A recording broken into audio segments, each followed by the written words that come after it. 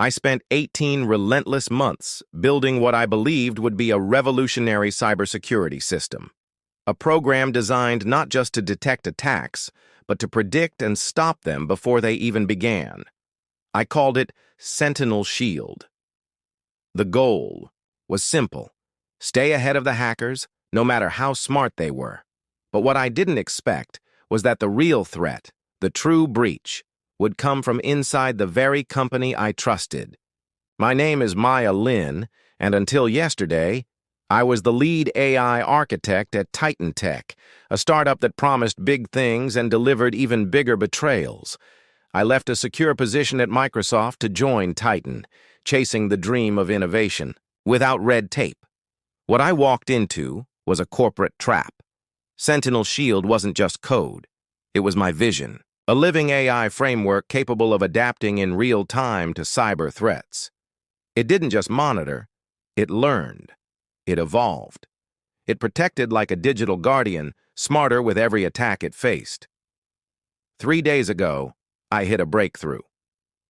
Sentinel Shield identified and neutralized a simulated cyber attack, one of the most complex in our test library, before it even executed.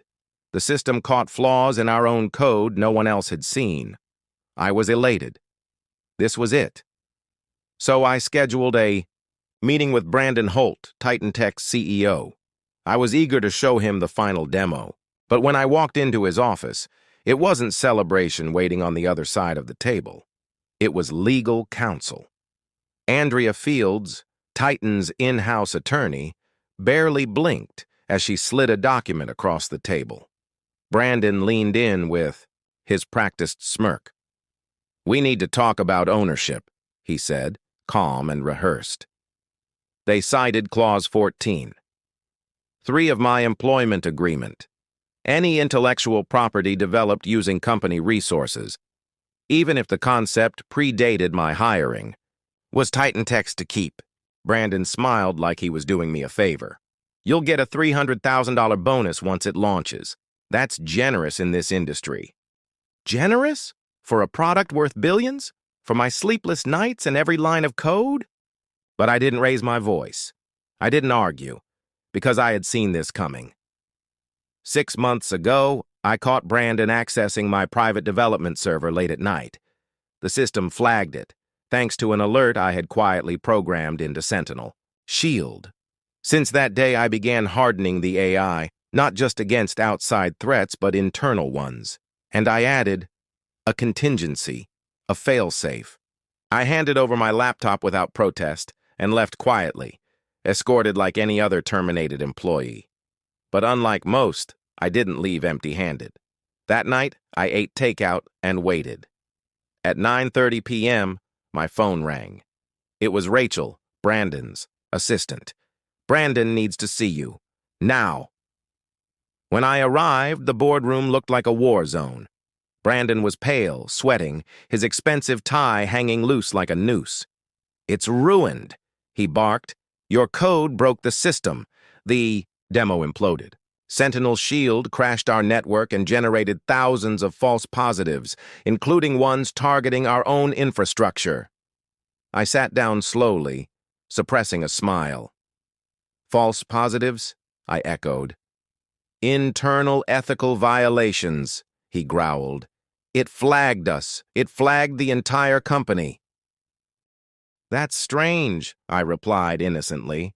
"It's doing exactly what I designed it to do, identify all threats." Brandon leaned in, furious. "You sabotaged it." "No," I said, cool and collected. "I taught it how to survive.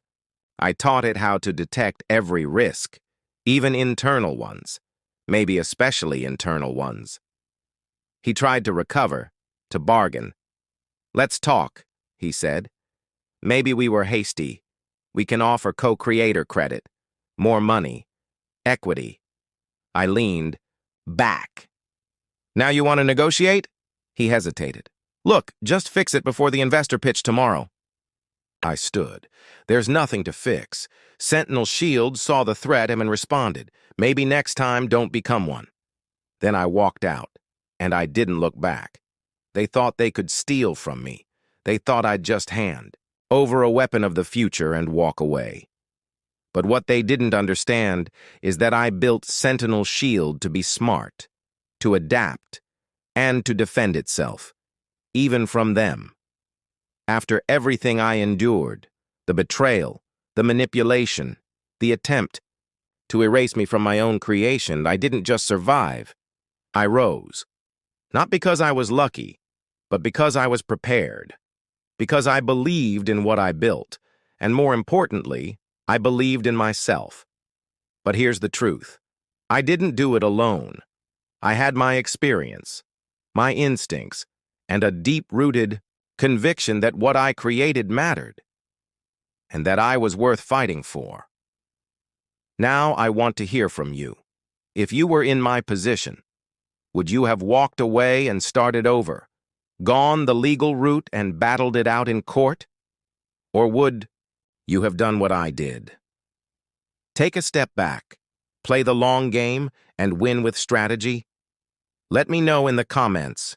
Share your thoughts, your stories, your advice, especially if you've ever been underestimated, taken advantage of, or betrayed by someone you trusted. Your experience matters, and someone out there might need to hear it. But if there's one lesson I hope you walk away with, it's this. Protect what you build. Whether it's your career, your ideas, your voice, or your boundaries, don't hand it over to people who only see your value when it benefits them.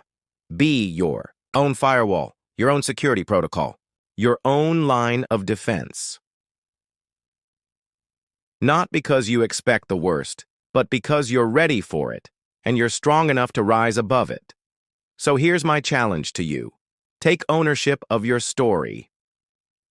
Defend your work. Set boundaries, demand recognition, and never ever let someone else rewrite your legacy. Let's start a real conversation, right here, right now, about what it means to take back control. I'm listening. Thank you. Please subscribe my channel and like and comments. Stay tuned.